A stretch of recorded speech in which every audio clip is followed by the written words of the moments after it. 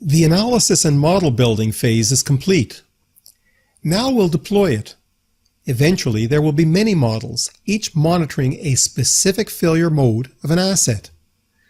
We'll show how the exact decision agent executes the models according to a schedule and writes its decisions to a database for access by the EAM system and subsequently for action by the maintenance department. Make sure IL is the active model. Activate the left window pane by clicking on it. Select Model DBase and select Connect to Database script. Copy and paste the second script found in our text file. This script attaches tables from a third database called cat340t_dmdr.mdb. Hit Save. Notice that these new tables appear in the tree. This confirms that the script has set up links to the cat340t_dmdr database that will contain the model as well as the results of running the model. Click the table Deck Models. Notice that it is empty.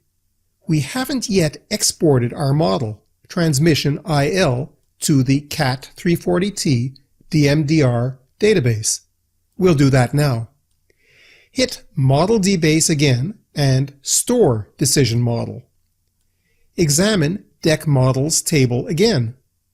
Sure enough, our model has been duly exported to the Decision Models and Records database. We are done for now with the Exact for Modeling program. Now we'll launch the Exact Decision Agent program.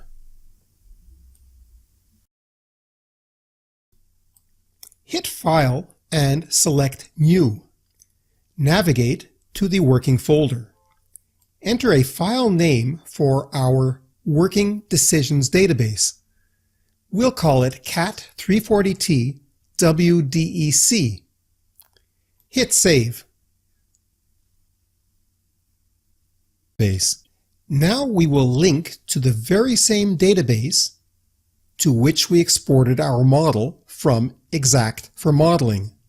That was the DMDR database. Hit Setup. Then select Connect to Model Database script. Copy and paste the previous script. It is probably still in your clipboard. Hit Save. In the tree view that appears, expand the failure mode Trans. This will display the equipment units to be monitored by the decision model Trans. Highlight Trans. Hit Reports. Select Create Reports and check all 4 boxes. We can cycle through all of the graphic displays by hitting Page Down and Page Up, as we did when we tested the model in Exact for Modeling.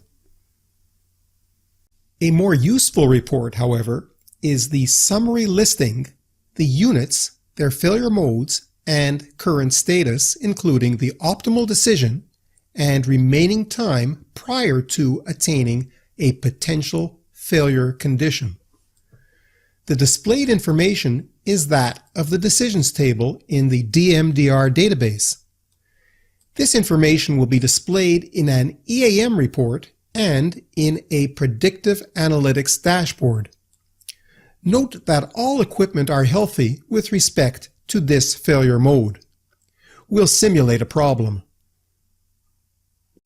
I'll switch back to the Exact for Modeling program. Double-click on the Inspections table and navigate to the last record. I'll add a new record indicating a high value for iron. Switch back to Exact for Decisions.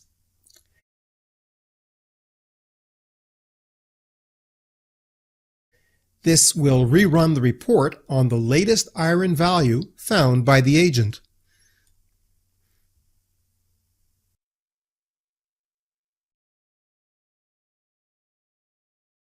We can automate the exact decision agent so that it runs automatically according to a schedule. Copy from the Attach Scripts text file the 4 commands under Automation. Paste them into a batch text file, say runmodels.bat, and save the file.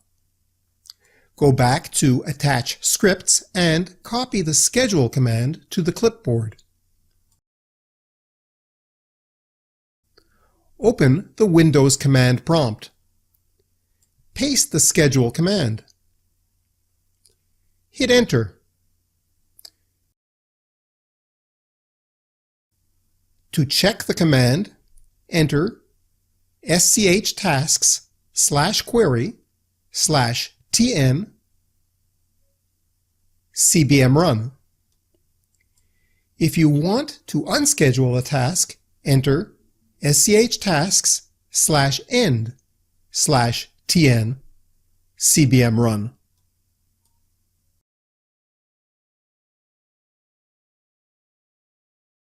We have built, deployed, and automated a predictive model. Our job now, as reliability engineer, becomes one of monitoring our model's performance and continuously improving it on behalf of the organization. You may proceed to those e-learning modules next.